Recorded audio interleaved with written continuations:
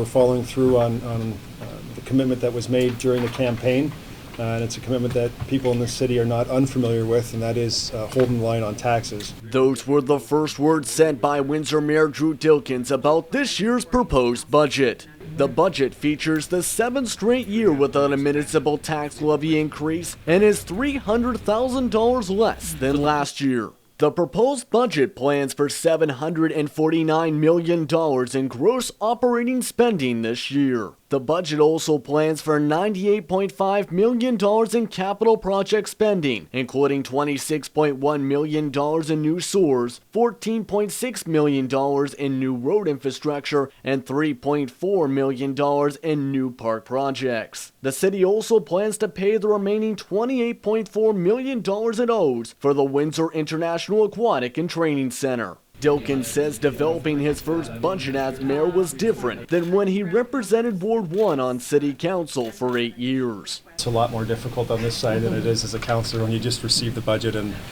are reviewing it. So, you're I guess as the mayor more involved in the conversations with both Helga and OC, and you raise ideas and they push back, and I raise ideas and or they raise ideas and I push back. So it really is, I found to be, at least the first year here, a very healthy discussion, and quite enlightening actually. So, but it is different, there's no doubt about it. But according to Windsor Chief Financial Officer Honorio Colucci, the city's tax freezes can't last for much longer. According to the budget, all city departments have been asked to find ways to reduce their budgets by 10% or to avoid any unneeded budget increases.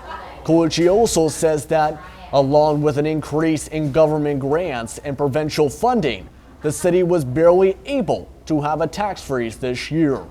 He also projects that there will be no overall tax growth in 2015. Colucci says the city can't freeze the tax levy for much longer without affecting the city as a whole.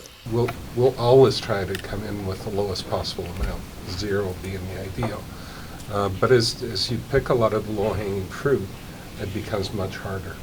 And so you can offset the normal inflationary shrinkage of the value of the money we got to spend by looking at efficiencies and so forth. But you reach a point after, certainly I think after 7 years we're there, where it's going to start being translated to the levels of service that we have.